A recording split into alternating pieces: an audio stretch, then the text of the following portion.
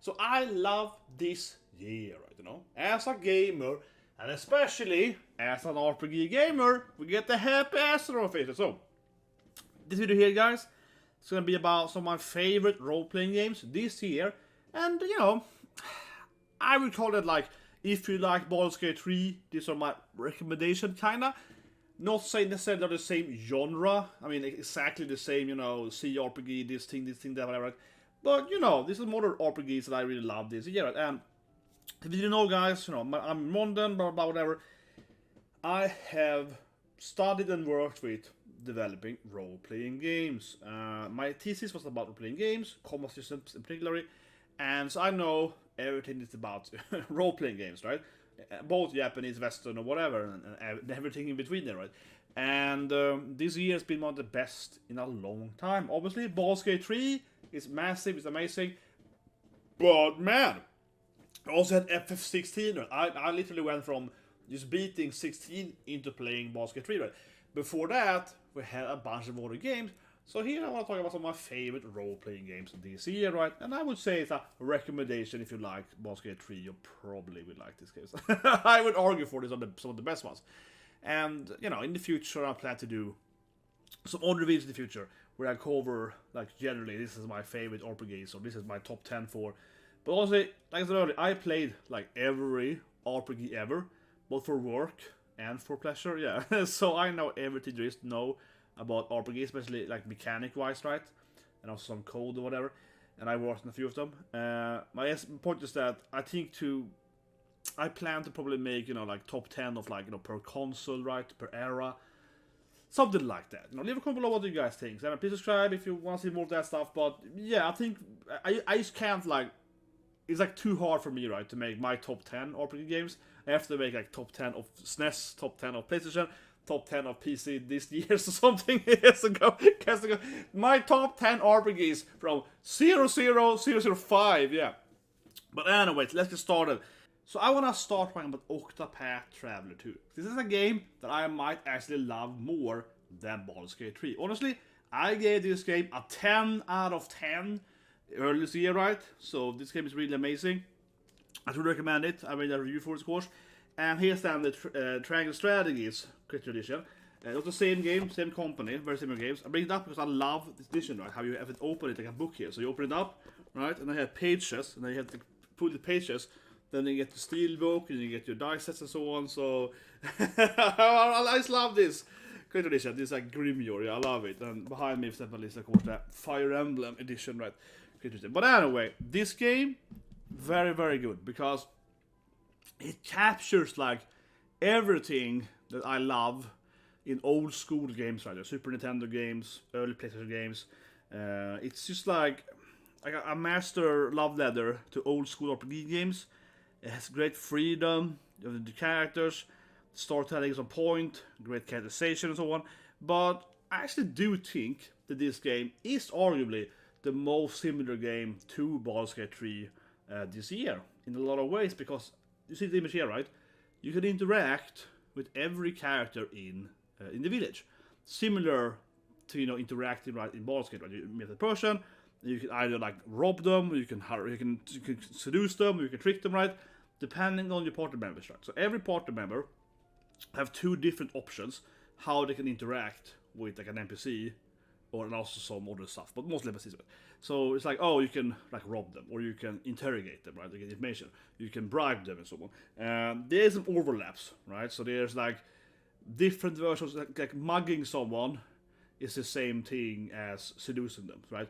So if you use like the dancer, she can have her charm, so you can get items for free. That gives you the same item as robbing them. It's the same item you get, but robbing them is easier. Depending on like your level, it's a different requirement. You know what I mean? So it depends on who your character or your party, who character you have started with, and what levels you are, and what item you have. So it's a little bit depending, right? But again, point. It's a lot of that like interactive NPC. It's a very quick breakdown of the game. So you have 8 different characters. They each have 1 class each. You can start with any character, and you can find all the characters later on and so on, right? You can also then combine different classes, you know, multiclassing, right? Of course, kind of typical job system of Fantasy, but honestly, I do think it's kind of similar to Baldur's Gate 3. The combination of this like multiclassing, different job systems, kind of an old school system. This game is trying, to be old school, right? It's trying to be like a SNES game. And then of course you have the different class combinations. I think it's very similar. I don't want to talk about story here, but I like the storyline, it's like a classic Japanese storyline, right? You have the evil world destruction mixed with like, I wanna be a dancer. Yeah, but seriously, that's why I like the game too, right? Like some of this character, just spoil too much, but the priest guy, the Inquisitor, he's like, I wanna save the planet from demons, And then you have another character that's like, oh yeah, I just wanna be a famous dancer. You're like, yeah, this is Japanese. Now, what other game, of course, I love to see is Fire Emblem Engage, right? You can see my channel, I've done a lot of Fire Emblem Engage stuff earlier this year.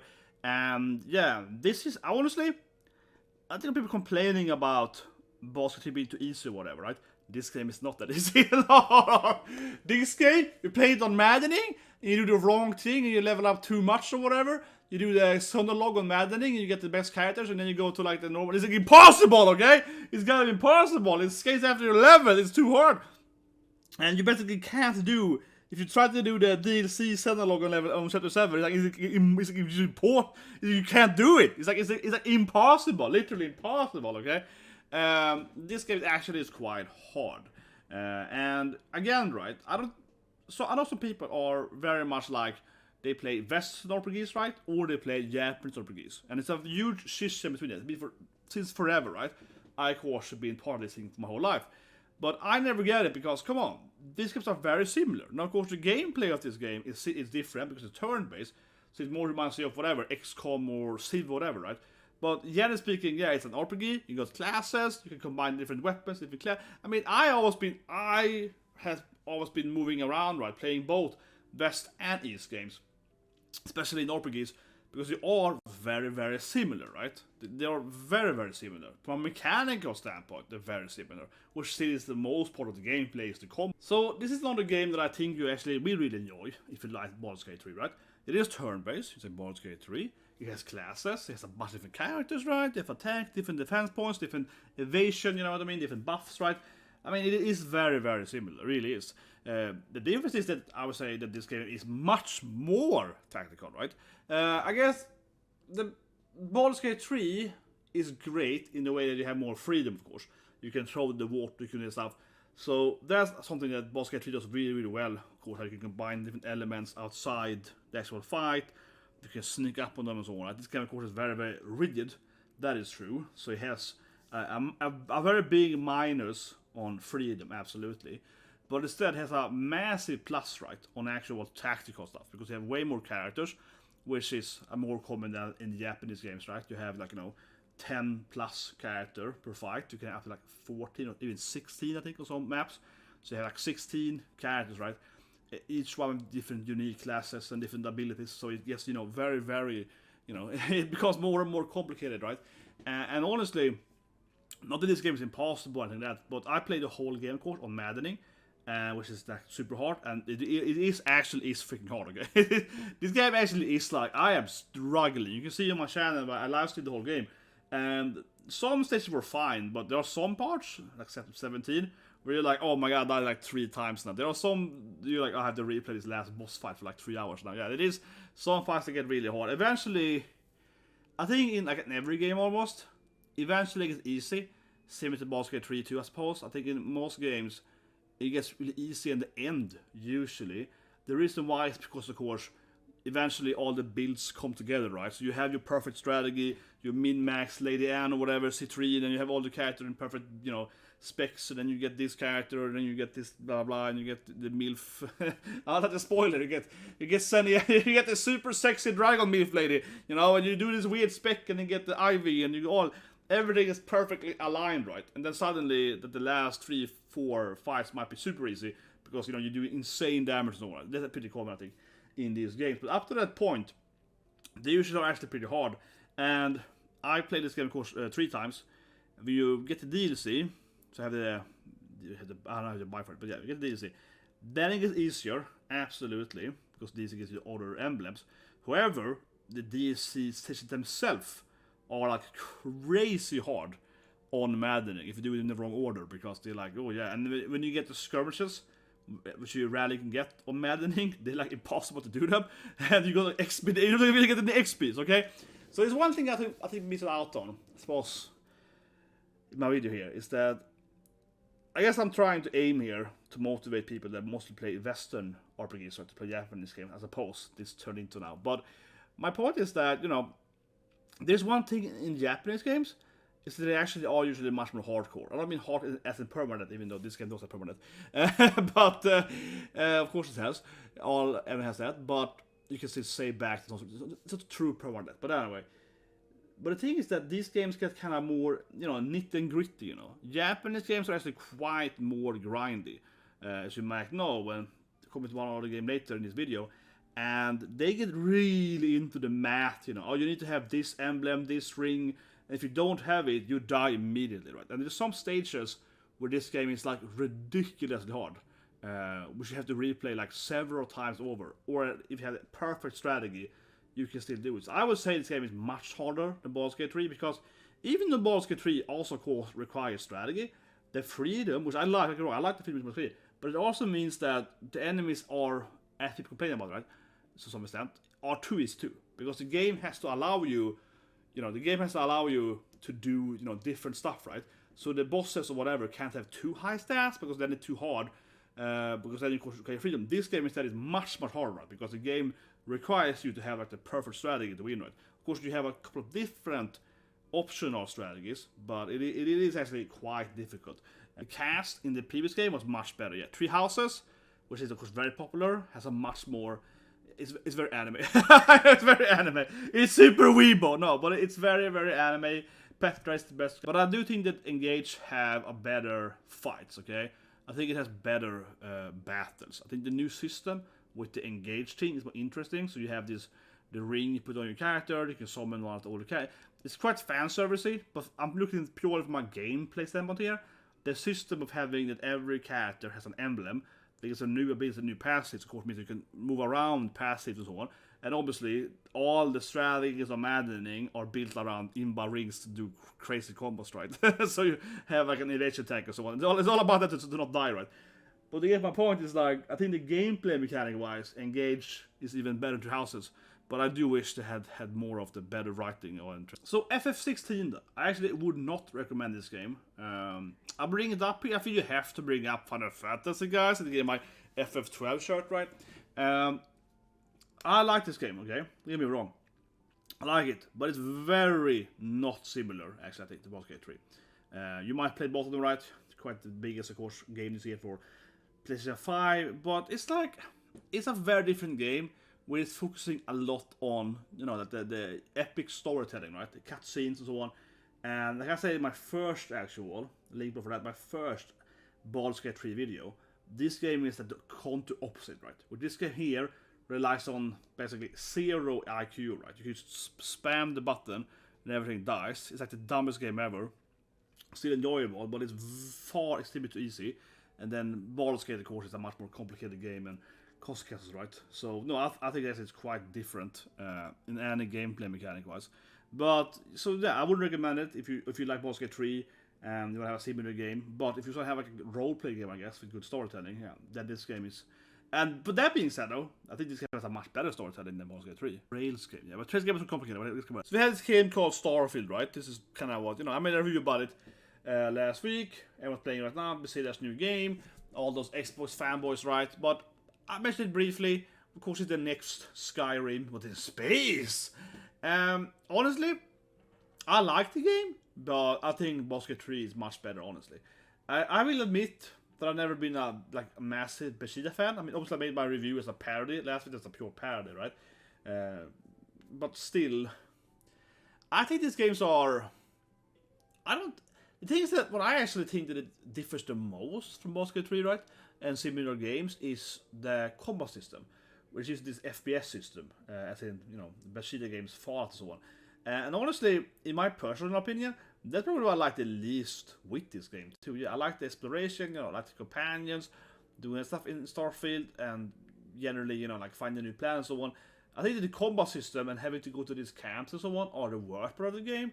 And it reminds me of, like, I don't know, random example, Spider-Man, or like Zero Rise of the Dawn or whatever, right? Or other similar games from Bethesda, where it's like You find a planet and maybe may or may not have some, you know, random bandit camp basically, right? Defeat the bandits, go to the next planet, defeat the bandits. So honestly, I don't think it's very similar to Baldur's Gate 3. Now lastly, what games am I looking forward to this year? Like I said, this is the year of the RPG guys, right? I just want to sit here and love RPGs. This video is like, you know guys, I love RPG, guys. RPG, guys. This video is me liking RPGs, okay? Screw you. Yeah. I love... This is Star Ocean, okay? Second story. This is like a legendary cult classic, okay? I already played the game. It's a very, very good game. It has a remake coming later this year, okay? So... my point is that I probably actually won't play this game. I might do, but I already played the original game, you know, more than once, right?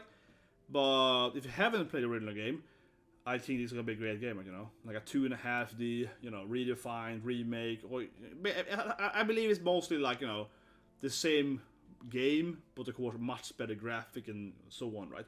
They probably will add some extra bosses or whatever as they usually do. And like an extra dungeon or whatever. But I think it's gonna be a great game coming this year. So it's like a recommendation for RPG. And of course, end of the year we have to make a top 10 RPG up, because this year you can really make a top 10 RPG only of this year. And then lastly guys, of course I have Disgaea, right? I'm a huge Disgaea fan. Nipponichi baby. I played all their games, I collect all the games, I have all of their games, okay? Phantom, Brave, you know, all of them. Maca Kingdom, Lapula Tactics, like I think I literally have all of their games.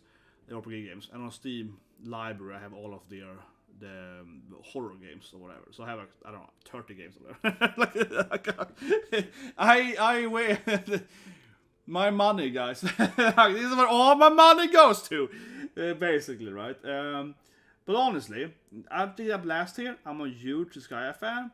So if you have never played Disgaea games, it is very similar to Fire Emblem and so on, right? It's a turn-based game. It's very heavy on strategy, and I think, again, this is a game that you might like, right? If you like Baldur's Gate 3 and want to play a similar game. This is coming out in about a month from now, so early October.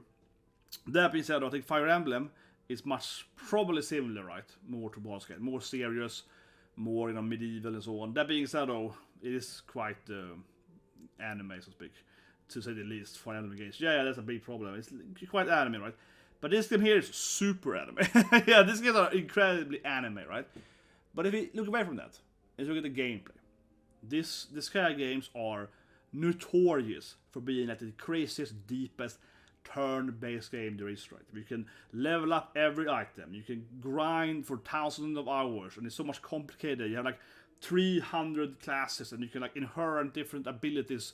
So you can get children, and your children have some of your skills, and you can have different parents and this skill. It's like absurdly, you know, complicated combat turn-based system, and you can go to the judges and change the rules of the country, and then you have different passives for everyone, and it's like absurdly, and then you throw this geo stuff around, and you do combos which is like insane, like, you know, 50 hit combos with 50 turns with the planet out. I love these games, right? Because you have to spend like, you can sit there in the item world and just like plan out one turn, like an hour. You'll be like, oh, I have this thing and this thing, then I throw that guy over there, and that is so fun, right? So yeah, I love Nipponichi games. Like I said, I play all of them, right? Soul Nomad on a great game too from them, which is a very underrated game. I love that game. So I have high hopes for this game, but for better or worse, right? I mean, I like their anime stuff, right? But I can also see how people get, you know, don't want to play that. So it's a little unfortunate because the actual depth mechanic in their games are so deep, right? If you like math, you like spreadsheets, you want to do spreadsheets? Oh yeah, I do. Time to put down the Excel spreadsheet, guys. But no, it's a very good game. And I think, like I said, especially when you doing these like really advanced combos with all your cards, right, in one turn, you can really spend like an hour just planning out the perfect action turn, right? Like one turn, and be like, oh yeah, it's finally happening. So if you're really into that part of the RPGs, like the mechanic stuff, right, you know, this I think is gonna be one of the best games this year as well. That being said, though, for be a pragmatic realist, I suppose. I didn't 4 and 5 changed some stuff, 6 or whatever. So let's see if they can. So I'm a little bit skeptical. I think they kind of missed a little bit. They have changed some system. You know, I'm an old angry man. You know, I'm like, oh, it was better back in my days. It used to be better. This kind of one, you know, yeah. But there has been some changes, I think, in later ones. Have been questionable. So we're gonna see, but you know, if this goes back to like the third game maybe, and it refines it better, this actually should be the best game this year for an RPG fanatic like me. But anyway, guys, hope you like the video, subscribe, slap it, and have a great day.